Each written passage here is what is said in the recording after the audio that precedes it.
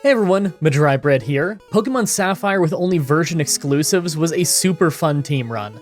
Let's follow that up with something impossible. Today's the day that we figure out, would I be able to beat Pokemon Yellow with a team of only one Sandile? Oh, I'm not even going over the moves on this one. I'm gonna leave that as a mystery. Like always, I'm writing the script as I go through with the challenge, so all this part is being written before I've started. Everyone comment down below and guess if I can win or not. Maybe? So, Scott's Thoughts sent me a move list, but I haven't looked at it in months, and I don't plan to, so I'm going in with no research. Let's find out together. Let's explain the rules. In combat, I can only use Sandile. I'll need other Pokemon to use HMs, but I won't be allowed to use any of those Pokemon in battle. No glitches or exploits, no items in battle, only Pokeballs and items outside of combat are allowed. Also, if you enjoyed this video, be sure to like, subscribe, and ring the bell for more. Let's do this. No need for the randomizer this time. My buddy Scott from Scott's Thoughts made the ROM for me this time. In fact, on the same day that this video is going up, he's gonna have his own Sandile in Yellow challenge going up. Make sure to check out his too, because the dude's like a scholar of these challenges. Watch me if you want to see someone bumble their way through. Watch him if you want to see how a god does it. Big shoutouts to Izzy Ray for the sprite art, by the way. Scott made the sprite, but it's basically like a trace of what she made for the show previously. Izzy does incredible art and animation on her Twitter. I'll have Scott's channel and Izzy's Twitter in the description of this video. And if I've forgotten, then please yell at me in the comments until I do it. Anyway, I named our Sandile Street Sharks, like in the Pokemon X Let's Play, which is on this channel, Pokemon X A Journey. I love that one. I think that's in the description of these videos, if I remember right. I don't know, I set that up forever ago. Looks like we're ground and dark type. Yes, that's dark type in Gen 1. Scott went all out with this hack. We've got Leer and Rage. Well, Rage is useless in Gen 1, but we'll have to make do. So right away, I never really show the initial fight with our rival because there isn't really much of a point, but there actually is for once. So normally, the way that the rival in Yellow decides what to evolve his Eevee into is based on how this fight goes and if you do the optional rival fight over by Victory Road. If you win all the fights here, then he has Jolteon. If you win this one, but not the optional one, he has Flareon. And if you lose this one and don't do the optional fight, then he has Vaporeon. Well, I intentionally lost this fight so that he'd have Vaporeon, the hardest for us to fight in the long run. So it's time for early game travel. As you can imagine, it's pretty awful because we have to rely on Gen 1 Rage. If you're unfamiliar, Rage is a move where you start off doing not much damage, but every time you get hit, your attack raises so it gets stronger. The problem is, in Gen 1, once you start using Rage, it's all you can use. You just use Rage over and over and over until either you faint or you win the entire fight. It's pretty much trash. Thankfully, this is Yellow, so the forest is mostly just Caterpies and Metapods. There are no Weedles in this version. That means that it doesn't take all that long before we can level up enough to get Bite, which is an actually decent move. It's not like every other run where I'm just getting poisoned left and right. This is Gen 1 though, so it's a normal type of Bite, not a dark type Bite, so there's no same type attack bonus. That makes sense though. Changing Bite to Dark would probably have weird consequences for the AI, and also it would make it special, wouldn't it? Because this is one of the early games. Now, I don't know if we learn any ground moves before the Rock Gym, so I'm gonna just try and get there as early as I can so we can see how it goes. Also, is it just me, or is Sand Attack way more dangerous when the opponent uses it? I swear, I have the worst Sand Attack luck in the universe. So I got to the Rock Gym at level 16, and it actually went pretty great. One Sand Attack and Leer to lower Geodude's accuracy and defense, and then it only took 4 bites to take it down. We only lost 10 health in the process. Onix was even easier because it kept going for Bide, but we were faster. So whenever he'd use it, we could just start Leering until his Bide failed. Overall, it was an easy fight, and we didn't even have to level until we get Dig. So we're traveling, and of course, I'm fighting everything that I can. I pretty desperately want new moves at this point. Bite is alright, but I was pretty sure that we could learn Dig early on, and I was right. While fighting trainers in Mount Moon, I ended up getting Dig through level up. Gen 1 Dig is crazy overpowered. It's got 100 power instead of the 60 it has in Gen 2, or the, I think it's like 80 later on, something like that. Anyway, Dig is as strong as Earthquake in this game, so we're probably going to keep it most of the run, if not all of the run. There's even a chance it'll be strong enough that we'll get an early win on the water gym, but I'm a bit skeptical. Starmie is probably way faster than us, and I'm pretty sure that Yellow uses the good trainer AI earlier on in the game than Red does, so I'm not expecting to see her use Tackle. We'll find out when we get there, though. On our way there, I took the Helix fossil. I knew that if I didn't say what I took, you'd all ask. Actually, now that I think about it, everyone ask anyway. Comments are good for the YouTube algorithm. Oh yeah, Yellow version has the Jesse and James fights, but like, they're incredibly easy. Do I bother showing you this fight every time? We just spam dig to take them down. So I tried the water gym next, and although Staryu was always easy with dig, Starmie's a nightmare. Even when she doesn't use X-Defend, we can't really get a one-shot, and I've never seen her use anything but Water Gun and Bubble Beam, so I don't think she's gonna tackle like in Pokemon Red. I mean, I guess I could win with a crit, but I tried 8 times and I didn't get one, so I think I'll just try the rival fight first. First is Spearow, who just failed Leer, so we 2-shot it with Bite, and second was Sandshrew, who got 1-shot by Dig. Third is Rattata, who got 1-shot by Dig as well. And last was Eevee, who, you guessed it, got 1-shot by Dig. Normally this is a hard rival fight in Red, but in this one, he has no Pokemon that resist ground, so it really wasn't that bad. Dig is just really strong in Gen 1. Honestly, this fight probably would have been harder in Red. That means I'm doing Nugget Bridge and of course fighting everything I can. I really doubt I can beat the Water Gym right after, considering how hard it is, especially considering there's no way that we're learning a more powerful move by level up. We already have a 100 power ground move. That's as strong as it gets in Gen 1. How many ground moves are even in Gen 1? Dig, Earthquake, Fissure... Is that it? I think Sand Attack was normal type in Gen 1. Oh right, Bone Club and Bone Meringue, but there's no way we're learning those by level up. I guess you could argue that learning Earthquake by level up would still be better than using Dig. Yeah, they're the same power, but less wasted turns means that Misty has less chances to use Earthquake, so I guess that would be better. Although, no way we're getting Earthquake before we beat the Water Gym. So with that said, I went straight to the SSN to get more levels. I figured that the rival fight here would be pretty easy, then after that we would probably be strong enough to just totally overpower Misty and her team, then we could easily breeze through the Electric Gym and continue on with the run. I don't think that it'll be easy after that or anything. The Grass Gym is probably going to be a nightmare, but we'll cross that bridge when we get to it. So, to nobody's surprise, we just swept our way through the SSN rival fight and didn't take a hit. Is this the easiest real rival fight? I guess the optional one is probably easier, although we almost never do that fight.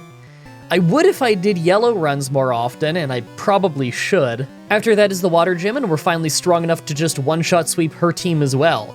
That got us to level 34, and we learned Earthquake. Nice! I'm kind of surprised I got it in the level 30s. I thought that would be maybe a low level 40s kind of thing. And of course, next is the Electric Gym, and in yellow, all he has is one high-leveled Raichu. It absolutely did not stand a chance. The Electric Gym is usually easy, but it only having one Raichu in yellow made it incredibly fast. Alright, so we're on the road again, and we have a few fights coming up. We have a rival fight in the Pokemon Tower, we have to do the Rocket Hideout to fight Giovanni, and we have the Grass Gym. I figure that we should do the Grass Gym last, since there's no way we're beating it first, and I may as well do the rival fight early, since, you know, it'll be right next to where we are when we come out of Rock Tunnel. Will I fast travel though? I've actually got a new sponsor, and this is what I'm really excited about. Factor Meals. So, Factor Meals is a service where you can get awesome chef-made meals delivered right to your door. We're not talking low-quality frozen meals, these are actually prepared and sent out that week, never frozen. You can pick from several meal plans to cater to your taste and needs: Chef's Choice, Vegan, Keto, Protein Plus, and Calorie Smart. I went with Protein Plus, so each meal would have at least 30 grams of protein. I'm trying to bulk. What you get in the box is 6 to 18 chef-prepared packaged meals that have never been frozen. How many you get depends on what you pick when you sign up. It arrives in a big box loaded with tons of insulation and ice packs so that it'll stay nice and cool until you put it in the fridge. It's as easy as can be to heat up your food. Each package has both microwave and oven instructions on them, with it taking about 2 to 3 minutes in the microwave or 10 to 15 in the oven. I've already had the spicy peanut butter grilled chicken on a bed of quinoa and veggies with a side of sweet potato, and it was incredible. It was 725 calories with a massive 50 grams of protein, so it keeps you real full. It's incredibly convenient too, because after I'm done like a 5-hour stream, I'm absolutely starving, and spending 10 minutes heating up a factory meal is so much cheaper and tastier than ordering takeout, and it's way faster and more convenient than cooking something myself. It's even got all the nutritional info on the package, so it's really easy to track it in your fitness apps like I do. Seriously, all you have to do is puncture the plastic wrap and pop it in the microwave for 2 minutes, or take the plastic wrap off and pop it in the oven for 10 minutes, and then you've got an awesome meal. I have never had a packaged meals chicken not be dry before this. My mind was blown. Head over to factor75.com or click the link below and use code MDB50 to get 50% off your first Factor box and 20% off your next month of orders. That's code MDB50 at factor75.com to get 50% off your first box plus 20% off the next month's orders. You can see the little code on screen. Thanks to Factor Meals for sponsoring this video. Go show them some love at the link at the top of the comments. Now, we have a rival to go take out. Well, outside of Firo hanging on from a body slam and hitting us a bit with a Fury attack, we just swept our way through the whole fight. Must have been all the protein from the Factor meals boosting our attack. That means we're in the Rocket hideout. Once again, I fought most of the trainers here, but not quite all of them. I don't think that Giovanni will really be that hard, but I genuinely don't think we're winning the grass gym. I don't know if we're even getting past Tangela at the start. On the upside, I know that Erica only has Weepin' Bell and Gloom in this version instead of the obviously more dangerous Victory Bell and Vileplume of Red, but it's not like they're exactly weak. In fact, if anything, her Tangela is way better in this version than it is in Red. I bet Earthquake would do pretty well against Weepin' Bell and Gloom since they're part poison so they don't resist it. That's kind of why Tangela is the one that I'm worried about. It's pure grass, the only pure grass type in all of Gen 1. We'll see how it goes. Oh, and Team Rocket was here again. Yeah, they went down basically instantly. I think this is gonna go this way every single time. Giovanni was also a sweep, so I guess he's not any stronger than Jesse and James. Yeah, I figure he'll be easy the whole run, both of them using rock types and all. So after losing to the Grass Gym tons from Tangela spamming Mega Drain, we finally got this attempt where we took out Tangela early thanks to a paralyzing body slam stopping an attack. We crit an Earthquake to one-shot Weepin' Bell right after, and I thought I had it in the bag with Gloom, just for her to survive with a Sliver and one-shot us with Petal Dance. Oh, that's brutal. Alright, I'll come back later. So we have a Poison Gym coming up, but I'm actually really worried about it. You'd think that we'd have an easy time, we're ground type, but Koga doesn't use his Muck and Wheezing team like in Red. In Yellow, he's got 3 Venonats and a Venomoth instead. It's a real pain because they love spamming Sleep Powder, and that is just insanely strong in Gen 1. It's reasonably accurate, you don't get to attack on the turn where you wake up, and you tend to stay asleep for a very long time. I actually don't know if there's a hard cap on how many turns you can stay asleep in Gen 1, because it sure doesn't feel like it. I'm actually predicting we're gonna lose when we get there. I'll at least clear out the gym for levels and see if it's possible. At the top of the tower was Team Rocket again. Just a sweep. So we're at the Poison Gym. This took 9 tries, thanks to Sleep Powder being the worst thing ever, and although we could take out the first 2 Venonats with great paralysis luck, the third one puts us to sleep, and the moment we got put to sleep in any of these attempts, we were just doomed. We never even woke up until it was doing the finishing blow. It just spams Double Edge while we're asleep. Maybe I should do the Grass Gym and Silphco first. A few levels might be enough to get us more one-shots on Koga's team. So at the Grass Gym, Tangela actually nearly takes us out because it's kind of a beast in Yellow, but once it goes down, we handle the rest of the fight fine, now that the rest of the team are just one-shots. That means we're in Silphco before we've done the Poison Gym. That doesn't happen often. You know, for as much as we need levels, I kind of want to try the rival fight early. Yeah, he'll have Vaporeon now, so he might be pretty hard, but the previous rival fights have been really easy, so I kind of think that I stand a chance. I think that what I'll do is I'll fight a few trainers on my way there, gain a few levels, and then try the rival fight early. There's no harm in just attempting it, you know? If we win, then we can take out Giovanni and probably the Psychic Gym too. That's gotta get us strong enough for the poison gym. Well, the rival fight blew my mind. We took huge damage from a critical slash from Sand Slash early on, two-shot him, swept our way all the way to Vaporeon, who could have just one-shot us at the end, but he missed Aurora Beam with the 256 glitch. I don't even know what to say. That was magical. I probably could have won with a few tries just by waiting until he blows it by using Mist or something, but hey, if the Pokemon RNG gods are just gonna throw me a bone like that, then who am I to not take it? Oh, and I went into the Jesse and James fight with half health. Doesn't matter, just a sweep. And of course, Giovanni right after was a sweep too. High attack with Earthquake in Gen 1 is just insane, I've gotta say. Let's go do the Psychic Gym early. Well, we swept, but it's only because Kadabra decided to go for the nearly useless Psywave and miss, and then Alakazam went for Reflect, and it wasn't strong enough to make him survive an Earthquake. I don't know what he's thinking. Actually, now that I think about it, we're Dark type. Does he even have moves that can hit us? Maybe not. Poison Gym time. The first Venonat was a one-shot with Earthquake, as expected, but the second one actually held on. Thankfully, he went for Psybeam, and that did nothing because we're Dark type, so we just took it out. Third was another Venonat, so I body slammed it and paralyzed it, but he wasted his turn with X-Attack, so we finished him off before he could hit us. Last was Venomoth, and he was using Leech Life every turn since we're part Dark type. I guess it was doing alright damage, but Leech Life is just a very weak move in this game, so we took him out with about half of our health left. That means we're traveling to the Fire Gym, and it's not early for once. Feels weird, right? Now, I know we're Ground type, but I'm not expecting this to be a free fight. Blaine isn't as dumb in Yellow as he is in Red, and he's still going to be using really strong and fast Pokemon, so we could go down to stuff like Stomp and Takedown, but we'll find out when we get there. First try at the Fire Gym. Right away, we one-shot Ninetales with Earthquake, but second is Rapidash, who's faster than us and hits hard with Stomp, before we one-shot it too. Last is Arcanine, and we're faster, but he survives with Red Health and Fire Blasts us down. I mean, that's not good, but I think we could stand a chance if I keep trying. Okay, next try, and I was absolutely going to win because Rapidash missed Takedown, but then Arcanine crit a Takedown to one-shot us from full health and hardly survived the recoil. It's the Fire Gym, come on, this should be easy.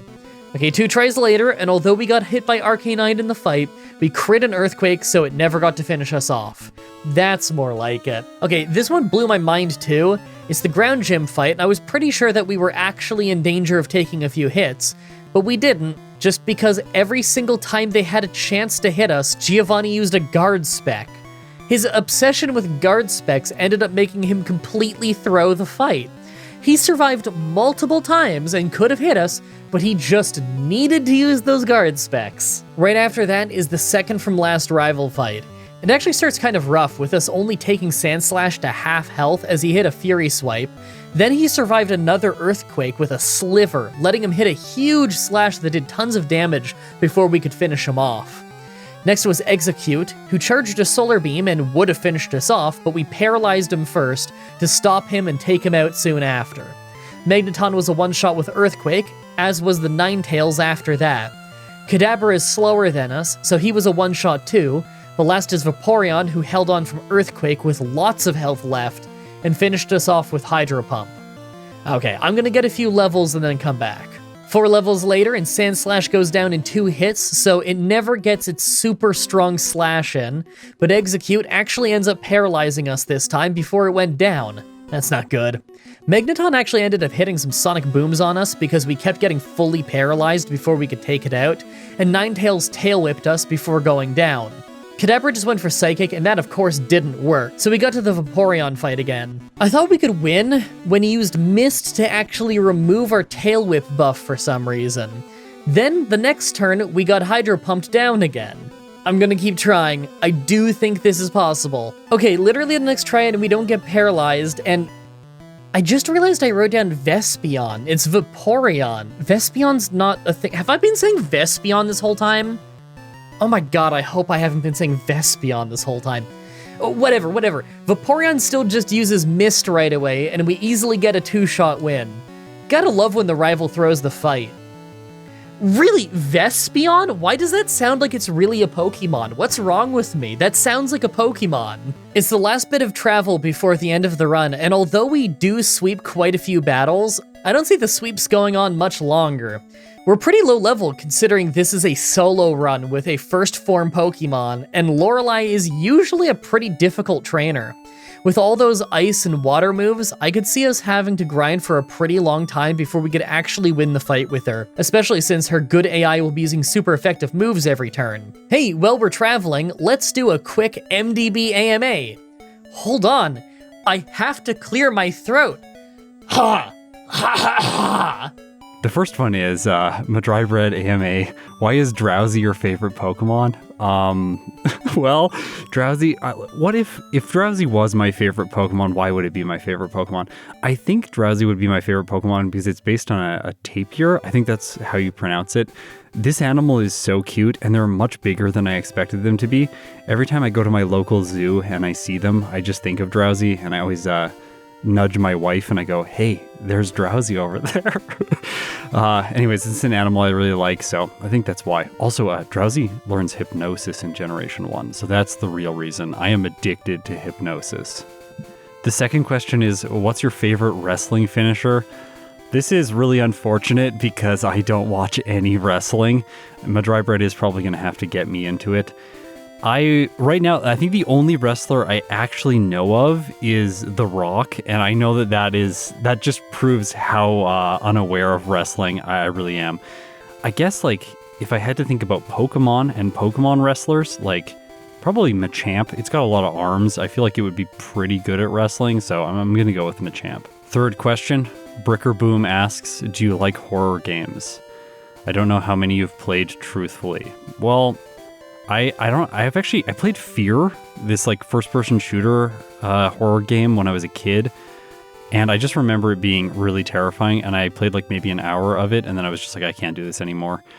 My wife has played a lot of horror games, and it's hilarious watching her play them because she'll be playing, and then slowly she'll just she'll hunch down in her chair and then like slide down so that the desk is like at eye level so that she can just kind of hide, and then occasionally she'll just like scream or make a sound. So I usually just end up watching other people playing horror games rather than playing them myself.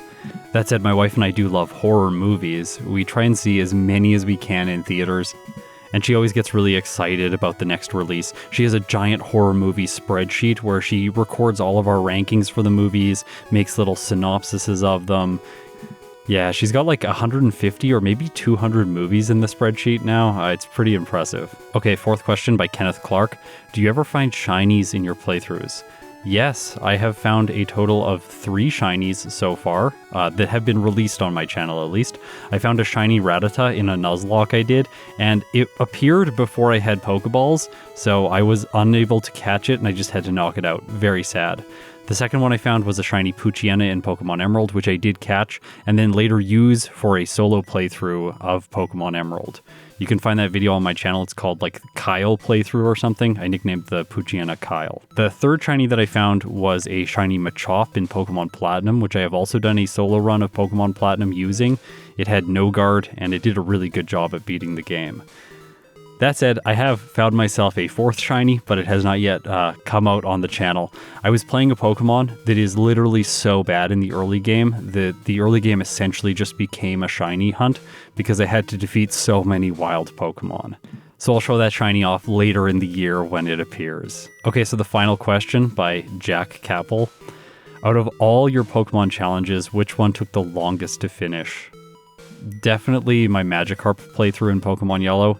And technically, by my rules with most of my challenges, I did fail the run because Magikarp can't beat Giovanni's Rhydon in Pokemon Yellow without, like, absurd luck. I was playing with the Magikarp that knows Dragon Rage. It's the special event Magikarp.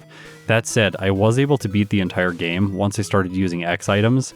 If I could use X items during battles, you can boost your stats to ridiculous levels because each X item also triggers the badge boost glitch, so all your stats just eventually become 999, and then you can sweep most opponents. Oh, sorry, I blacked out for a second there. That was crazy. Now that we're at the Elite Four, let's take a look at our stats. Our attack and speed are pretty awesome, but I just don't see us beating Lorelei yet, like even close to it.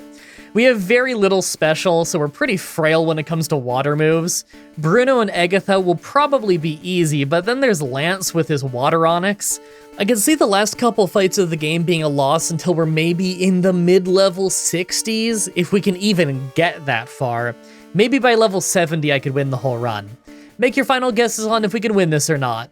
Let's do this. First is Ice Trainer Lorelei. So after 2 tries where I got one-shot by crits, we had this third one where he didn't crit, but we still nearly got one-shot. We lost speed and became slower than them, only surviving thanks to them missing takedown, but after that was Cloyster who easily took us out. Okay, if that's how this is gonna go, then I could see us not winning until the high 60s. Let's go grind and come back. I grinded up to level 65 and things go basically the same. We still get a 2-shot, we still go down to Cloyster, quickly. Man, I need to figure out how to get rare candies in yellow. I actually haven't looked that up. I'll at least grind to level 70 and just see how it goes, although I don't think we could even win at 70 unless we're an absolute crit machine. So I tried the fight again at level 70. We actually lucked out and didn't get hurt against Dugong because of her illegally using Super Potion right after getting hit instead of doing a move, so we took her out without getting hit. Good thing she's allowed to cheat, because it made her worse at the fight. We also lucked out against Cloyster when Clamp only hit us twice, so we took it down too. Then we got lucky yet again when Slowbro spammed Withdraw instead of fighting back, so we could just take it out without getting hurt. Jinx was a one-shot, so all that was left was Lapras, but of course we went down to Hydro Pump. We needed a lot of luck to even get that far. Let's get another 5 levels and keep trying. So at level 75, I tried the fight again, and it basically went the same other than Clamp hitting us 1 extra time, but as soon as we got to Lapras, we hit a crit for an early win. Hey, that probably saved us a lot of level ups. Let's see how the rest of the Elite Four goes. Second is Fighting Trainer Bruno. This fight was actually crazy.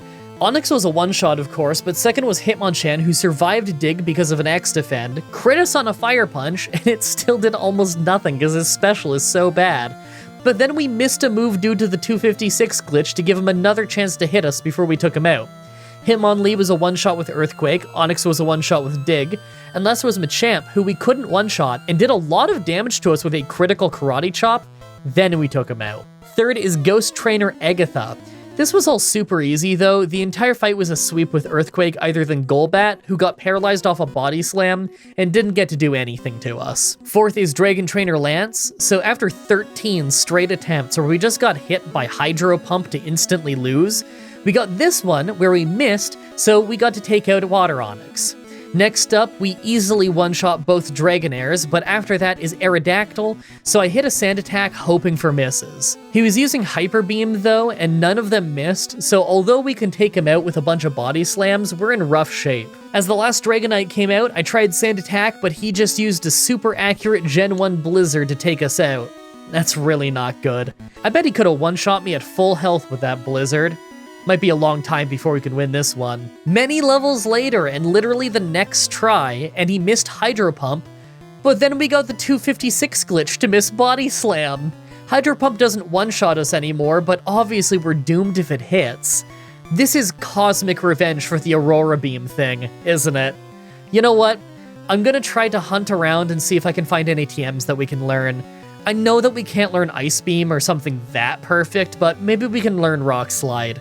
I'm pretty sure that he can learn Rock Slide in the other games. So it turns out that we can learn Rock Slide, and it does a great job, but it doesn't actually one-shot Water Onyx, so we still just get hit by Hydro Pump and end up with too little health to win the fight because of it. Maybe I can do this with the right damage range. I'm gonna keep trying. So the very next try, we do get a one-shot on it, as well as Aerodactyl, so I thought I stood a chance.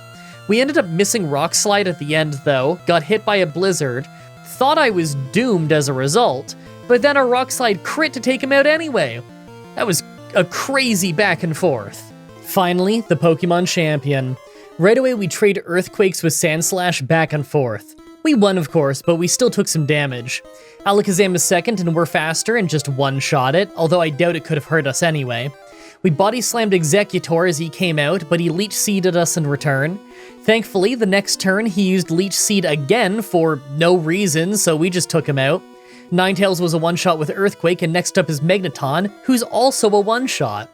Last is Vaporeon, who hardly held on from an Earthquake, could have finished us off with Hydro Pump, but instead completely threw the fight by using Mist, doing absolutely nothing and handing us the win on the next turn. Oh, Gen 1. Even in yellow, you can't help but shoot yourself in the foot. That was super fun. Thanks again to Scott for making the ROM and Izzy Ray for making the sprite art. It was really cool doing such a weird run. I hope you guys liked that run. The next Pokemon Challenge should be up next week on Saturday, like usual, with Pokemon Emerald with only one slacking. I literally don't know if that run is possible or not. Yeah, slacking has awesome stats, but is Truant gonna make it impossible to fight Pokemon with Protect? How's the double battle at the Psychic Gym gonna go? Will giving trainers a free shot in on us every single time we make one of their Pokemon faint cause too many problems to win? I have no idea, and don't want to look it up. I'd rather find out myself firsthand, so that's what we're doing next week. As always, I'm looking forward to your suggestions in the comments, in the challenge request section of my Discord channel, and on Twitter. Subscribe, ring the bell, stay tuned. Outro time. Now, for as long as I would love to do a never-ending outro like usual, I am absolutely starving and dead tired, and I have so many things to do today. It is 4 p.m. I only woke up 2 hours ago because I was on my friend Liana's stream, Utopia Pills on Twitch. I was on her stream until like 6 in the morning, from like, I don't know, midnight last night till 6 in the morning or something, because I saw that she was playing Heavy Rain for her first time, and I love that game. That game is really unintentionally funny. It's good in points, it's bad in points, but like it's really funny. And she was having controller issues for like the first hour until she switched controllers and then everything was fine.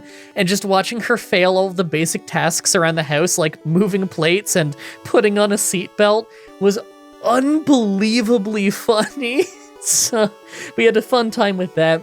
All those videos are actually going to be up on our YouTube channel, which I think is also Utopia Pills. I gotta help her with some editing though, for that.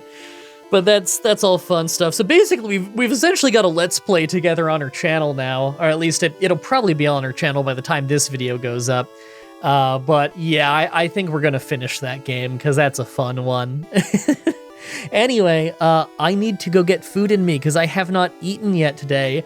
But thankfully, I got some factory meals waiting for me in the fridge, so it'll take me like 10 minutes to throw that in the oven and have a really awesome meal. I've already loved the ones that I've had so far. I had like this honey chicken thing that was really good, and then I also had the spicy peanut butter chicken.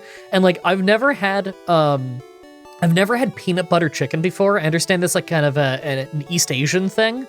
No, it was really, really good. I loved that. So I'm excited to try another thing. I think I'm going with another chicken one today, just because I'm in a chicken mood.